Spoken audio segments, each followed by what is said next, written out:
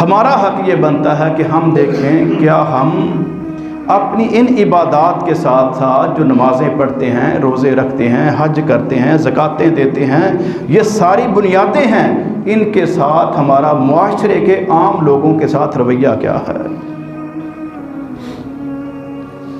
ہمیں ہر وقت منتظر رہنا چاہیے کہ ہم کس کی مدد کر سکتے ہیں اور کس طریقے سے کر سکتے ہیں، کب کر سکتے ہیں اور کون سے انداز سے کر سکتے ہیں، تاکہ اس کی عزت نفس بھی مجروح نہ ہو۔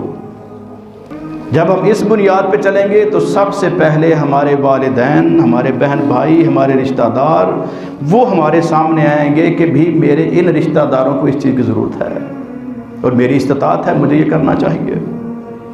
جب ہم کام کا آغاز کریں گے تو پھر اللہ تعالیٰ ہمارے اندر یہ صلاحیتیں پیدا کر دے گا۔ ہم سوچیں گے بھی ہم تو سمجھتے ہیں کہ بہت لمبا چوڑا مال ہو تو پھر ہی مدد ہو سکتی ہے، لیکن یہ تو ایسا کمال انداز ہے کہ کچھ بھی پاس نہ ہو پھر بھی بندہ مدد کر سکتا ہے۔ وہ کیسے؟ کہ بھی ہمارے رشتہ داروں میں سے ہمارے جو کرب و جوار کے افراد ہیں ان میں سے سب ایک جیسے تو نہیں ہیں۔ کوئی وہ ہے جو مالی طور پہ کمزور ہے، کوئی وہ ہے جو مالی طور پہ بڑا مضبوط ہے، کوئی جسمانی طور پہ کمزور ہے، کوئی مفلوج ہے، معذور ہے، اپاہج ہے، وہ لنگڑا ہے، نابینا ہے، وہ بہرا ہے، کوئی اس کے اندر ڈیفیکٹ ہے۔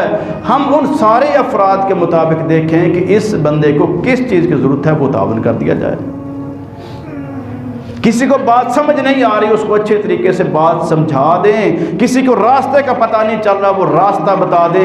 یہ چھوٹے چھوٹے کام ہیں، جب ان سے ہم آغاز کریں گے اللہ پھر بڑے بڑے کام لے گا اور ہم حیران ہوں گے کہ یا اللہ کیسا کمال کا تیرا فضل ہے، میں تو اپنے آپ کو کچھ نہیں سمجھتا تھا لیکن تو نے اتنی بڑی توفیق دے دی۔ ان چھوٹے کاموں کو چھوٹا نہیں سمجھنا چاہیے۔ آپ اندر بیٹھے ہوئے ہیں، یہ بچے کھیل رہے ہیں، جناب وہ دروازہ کھلا ہوا ہے، چڑیا اندر آ گئی ہے۔ اب اس کو پتا ہے کہ میں اندر تو آگے، باہر جانے کا راستے کا نہیں پتا چلا، یا کسی نے دروازہ بند کر دیا، وہ بے چینی کے ساتھ ادھر ادھر اڑ رہی ہے۔ صرف دروازہ کھول کے اس کو راستہ دے دینا یہ بھی اپنے اندر انسانیت پیدا کرنے کے لیے بہت بڑا لیکچر ہوگا۔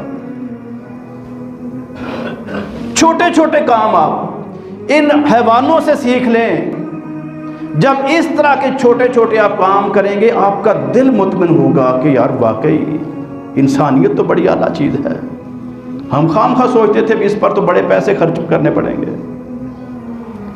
پھر بندہ راستے میں چلتے ہوئے دیکھے گا کہ بھی یہ جو ہے نا کسی کو نقصان ہو سکتا ہے، یہ کسی کو جناب مجبور کر سکتی ہے، پریشان کر سکتی ہے، ٹھوکر لگ سکتی ہے، غلاظت آ سکتی ہے۔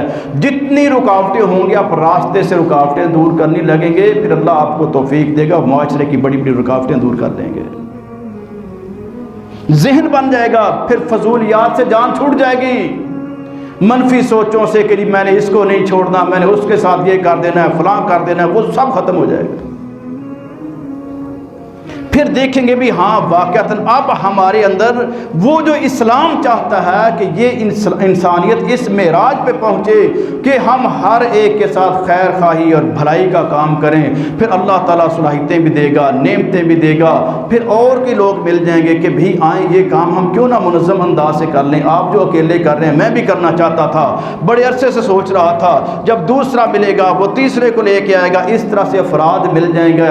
آپ ایک اپنے علاقے کے اندر ایک تنظیم کی بنیاد کے اوپر کام کرنا شروع کر دیں گے۔ وہ جو اکیلے آپ محسوس کرتے تھے بھی شاید مشکل ہے، جب چند افراد کا مجموعہ آپ کے ساتھ ہوگا انشاءاللہ پھر آپ کو بڑی آسانی ہوگی، کسی قسم کی مشکل اور رکاوٹ نہیں ہوگی۔ اور یہ انسان کی نیچر اور جبلت اللہ نے ایسی بنائی ہے، اس کو ایسا دنیا کے اندر ایک دوسرے کے ساتھ مربوط کیا ہے کہ بڑے سے بڑا بندہ ہو وہ بھی کہیں نہ کہیں ضرور پھنس جاتا ہے۔ بڑے بڑے پنچایتوں والے، بڑے بڑے دفتروں کے عہدیدار کسی مرحلے پہ جا کے بیچارے وہ پھنس جاتے ہیں، پھر دیکھتے ہیں کہ ہمیں کوئی یہاں سے نکال لے۔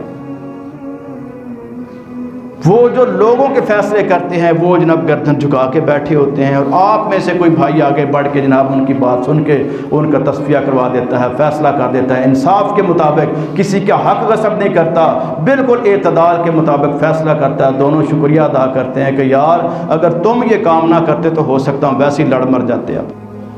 تو اس انداز سے یہ اسلام ہے، یہ امن ہے، یہ سلامتی ہے، یہ انسانیت ہے۔